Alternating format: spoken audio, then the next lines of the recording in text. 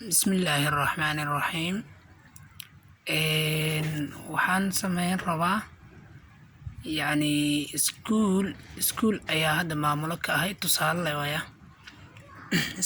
tusaale ahaan iskuul ayaan maamulo ka ahay iskuulkaasi dadka iskale ama hay'ad iskale waxay amar igu siisay in arday aan qaban karo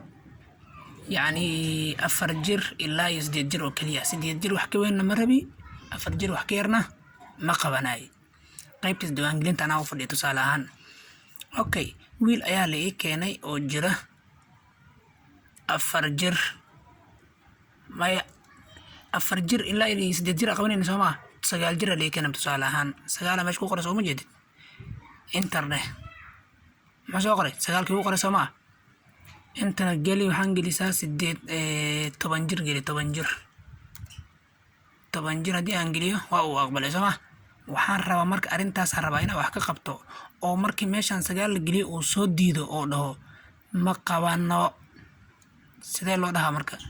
ileen computerka soo waa aalad sida bini'aadamka oo kale weey in amar la siiyo kaliya way u baahan yahay okay aan shaqada bilowna marka meel ay ku qoran tahay home marabno insert marabno page layout marabno formals marabno data meel ku qoran tahay ama data meel ku qoran tahay ayaa ku dhufanaysaa meel ay ku qoran tahay data ayaad ku dhufanaysaa kadib waa raadinaysaa meesha ka aadan waxa ku dhufanaysaa meel ay ku qoran tahay data validation haddana meesha uu qoray data validation ay ku dhufanaysaa you can allow wuxuu leeyahay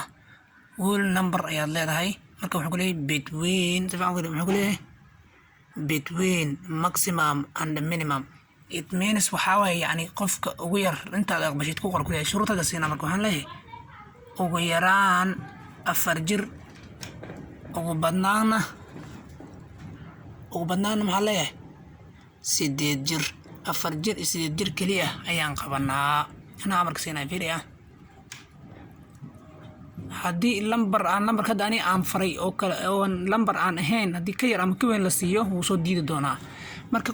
meeshaan waxaan ku qorayaa da'da naga fiiray ku qori doonaa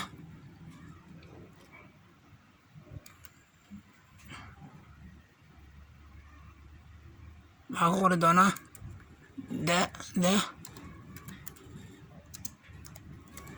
naga fiiri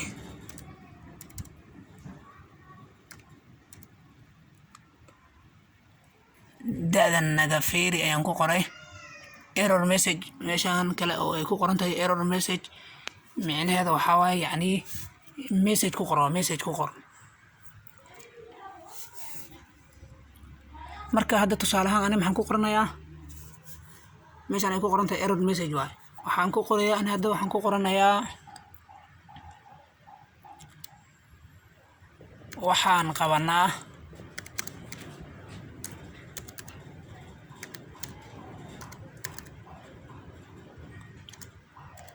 4 jir ilaa iyo 8 jir oo kaliya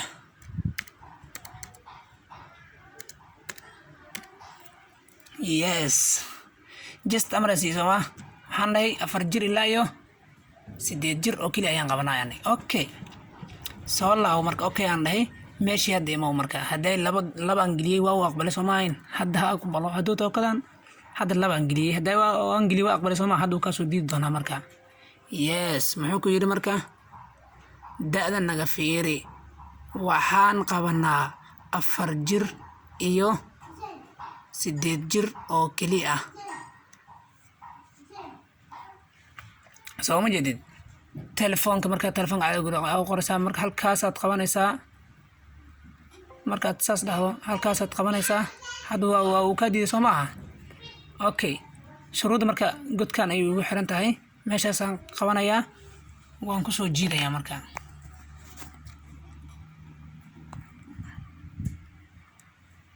waxaan sameynayaa oo ku soo jiidayaa soo lama arko okay hadda meeshaan aan geliyo marka 3 jir aan geliyo bal waa uu iga soo diidi doonaa haddii aan geliyey marka da'dii la ii diray oo ahayd 4 ilaa inta u dhexeyso inta 4 aan geliyey inta waxaan geliyey waa aqbalay soo ma jeedid inta 6 aan gelinaa inta 7 aan gelinaa inta 5 aan gelinaa inta 6 geli inta 5 geli inta isla 4tiiba geli inta 6ba geli meesha ugu dambaysa 8 aan gelinaa marka 9 dheh bal inuu naga yeelaa in kale wuu diiday soo ma jeedid da'da naga fiir ayuu yiri oo 9 ma ogolaba 5 aan dhahaa marka enter hadda waa uu yeelay soo ma jeedid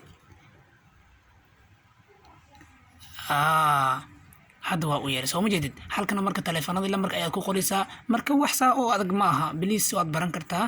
marka yani waxaa idin socodsiinayay anigoo ah injineer Xuseen Maxamed Cabdiraxmaan thanks for all insha Allah waa inoo xirfad iyo mar kale